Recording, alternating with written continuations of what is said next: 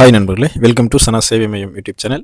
நம்ம சேனலில் தற்போது என்ன செய்தி பார்க்க போகிறோம்னா, பட்டா மாற்றத்துக்கு இ சேவை மூலமாகவே அப்ளை பண்ணலாம் அப்படின்னு சொல்லிட்டு தமிழ்நாடு அரசு அறிவிச்சிருக்காங்க. அது தொடர்பான செய்தியை தான் பார்க்க போகிறோம். மறைந்த நில உரிமையாளர்களின் பெயர்களை பட்டாவில் நீக்கி வாரிசுகள் மற்றும் தற்போதைய உரிமையாளர்களின் பெயர்களை சேர்க்க ஆன்லைனில் உரிய ஆவணங்களுடன் விண்ணப்பிக்கலாம் என நில நிர்வாக ஆணையர் பழனிசாமி தெரிவிச்சிருக்காரு. இது தொடர்பான அறிவிக்கை அவங்க வெளியிட்டிருக்காங்க. தமிழ்நாடு முழுவதும் பட்டா விவரங்களை அனைவரும் எளிதாக பார்வையிடும் வகையில் அச்சிட்டு பயன்படுத்தும் வகையில் இணையதளமான e-services.tn.government.in வாயிலாக மக்கள் பயன்பாட்டுக்கு கொண்டு வரப்பட்டிருக்கு. இருப்பினும் பல சிட்டாவில் உள்ள பட்டாதாரர்களின் உயிரிழந்தவர்கள் பெயர்கள் நீக்கப்படாமலும் அவர்களுக்கு பதில் வாரிசுதாரர்கள் அல்லது தற்போதைய உரிமையாளர்கள் பெயர் சேர்க்கப்படாமலும் இருக்குது.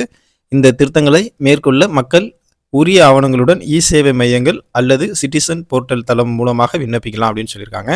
அதற்கு இறப்பு சான்று, வாரிசு சான்று, வாரிசுகளில் எவரேனும் இறந்திருந்தால் அவரது இறப்பு மற்றும் வாரிசு சான்று, பட்டா மாறுதல் கோரும் புலம் தொடர்பான வில்லங்க சான்று, பதிவு செய்யப்பட்ட பாகப்பிரிவினை, தான செட்டில்மெண்ட் அல்லது உயில் சாசன ஆவண நகல், நீதிமன்ற தீர்ப்பின் அடிப்படையில் பட்டா மாறுதல் கோரப்பட்டால் உரிமையியல் நீதிமன்ற தீர்ப்பின் நகல் ஆகியவற்றை இணைத்து விண்ணப்பிக்க வேண்டும் அப்படின்னு சொல்லியிருக்காங்க.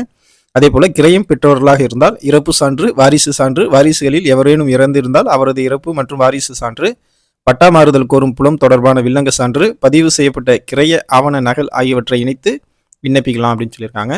அடுத்து வரும் ஜமாபந்தியில் இந்த மனுக்கள்லாம் பரிசீலனைக்கு எடுத்துக்கொள்ளப்பட்டு பட்டாதாரர்கள் பெயர் மாற்றம் தொடர்பான உரிய உத்தரவுகள் பிறப்பிக்கப்பட்டு நில ஆவணங்களில் உரிய மாற்றங்கள் செய்யப்படும் அப்படின்னு அவர் அந்த அறிக்கையில் சொல்லியிருக்காரு. கூடுதலாக உட்பிரிவு இல்லாத பட்டா மாறுதலுக்கு விண்ணப்பிக்கும் போது கிராம நிர்வாக அலுவலர் அவற்றை சரிபார்த்து இணைய வழியில் மண்டல துணை வட்டாட்சியருக்கு அனுப்புவார். அவர் அந்த விண்ணப்பத்தை சரிபார்த்து நீதிமன்ற வழக்குகள் ஏதும் நிலுவையில் இல்லை என்பதை உறுதி செய்த பிறகு ஒப்புதல் வழங்குவார். அதே போல் உட்பிரிவுடன் கூடிய பட்டா மாறுதலை பொறுத்தவரையில் நில அலுவலர் ஆவணங்களை சரிபார்த்து நிலத்தை அளவீடு செய்து வட்டாட்சியர் ஒப்புதலுக்கு அனுப்புவார். வழிகாட்டு நெறிமுறைகளை பின்பற்றி உரிய உத்தரவுகள் பிறப்பிக்க வட்டாட்சியர்களுக்கு மாவட்ட ஆட்சியர்கள் அறிவுறுத்தணும் அப்படிங்கிற மாதிரி நில நிர்வாக ஆணையர் பழனிசாமி வெளியிட்டிருக்கக்கூடிய அந்த அறிவிப்பில் தெரிவிச்சிருக்காரு. அந்த அடிப்படையில் பட்டாவில் இறந்தவர்களின் பெயரை நீக்க நீங்கள் ஆன்லைன் மூலமாக குறிப்பாக இ சேவை மையம் மூலமாக நீங்கள் அப்ளை பண்ணிக்கலாம். நன்றி.